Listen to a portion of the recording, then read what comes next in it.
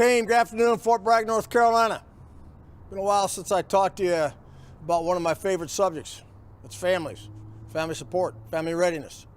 As you all know, families, it's one of the three aspects of what we got to balance as we move into the future. We got to balance the readiness of the individual soldier and the capability of the units that those soldiers are in with the responsibility that we have to make sure we continue to share that talent with the employers across America. And then last, but certainly not least, we got to make sure we're also balancing the relationship with the families that support our soldiers. As many of you heard me say before, our challenge is to be ready enough to be relevant, but not so ready we can't keep good, meaningful civilian employment and healthy, sustaining family lives. Now, there's been some talk out there that we're cutting family programs and that we're stepping back from helping families and supporting families. And I'll just tell you straight up, nothing can be further from the truth. Fact of the matter is, I have absolutely steadfast commitment to making sure we're doing everything we can to support our families as best we can and to support our soldiers. That said, I also make sure we understand what we are doing is we're making sure we've scaled and scoped where we put our resources to support family programs in a way that generates the readiness and supports the readiness of America's Army Reserve. What does that mean? That means at the end of the day, the single most important thing that we can do as senior leaders in the Army Reserve to support families is make sure that every soldier in America's Army Reserve is in units of action that are trained, that are well led, that are well equipped, and that are able to go out, fight in combat, and come home in one piece. That's the goal. Win and return home safely.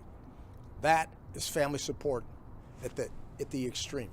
Now, that isn't to say that we're not going to spend money on other aspects of supporting families, because we will continue to do that, and we're going to make sure we get the right investments in the right place.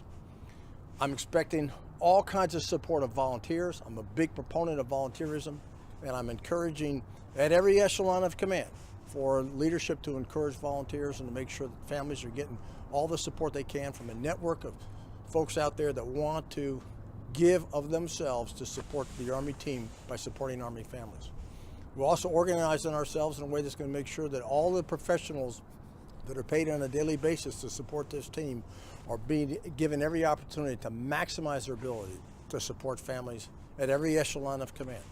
So we're not backing away from anything. What we are doing is making sure that we're making the right investments in the right place at a time when the Army is going through terrific change to modernize the force and transform this Army into an Army that's going to be able to deal with arguably the most difficult combat situations that the world's ever seen. We're doing it all at the same time, and we're doing the right things in the right places. We've got the right folks on the team. I just wanted you to hear from me straight up, Double Eagle 6.